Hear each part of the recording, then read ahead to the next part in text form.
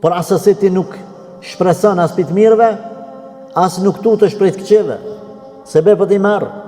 Pastaj mbasi ti merr sebepët, i thua Allahu xhalla shanu o Zot, kaq është në dorën time. Pjesën tjetër ta la ty në dorën tënde, sepse ti më ke mësuar përmes pejgamberit tënd sallallahu alaihi wasallam se kret bota me umledh, me dash me bë mirë nuk mundun me bë mirë.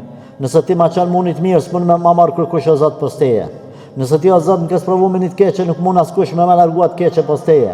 O Zot, nëse ke shkruar me vdek filan venin ose filan kohën ose filan orën, unë vetë që muj me kurit vetën nëse e lëkundi besimin ndaj teje që e kam. O Zot, unë nuk jetoj me frikën e të ardhmes, se çka kam me më gjetë në të ardhmen.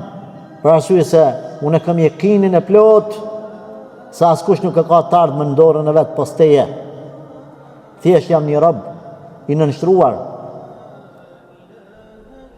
para teje, i mbështetur të fuqia jote, që absolut nuk dyshoj as edhe një të qindën e sekondës. Allahu akbar. Kështu duhet me mësu fëmijët tanë. Kështu duhet me mësu fëmijët tanë, që kur të lypin diçka, të lypin prej Zotit.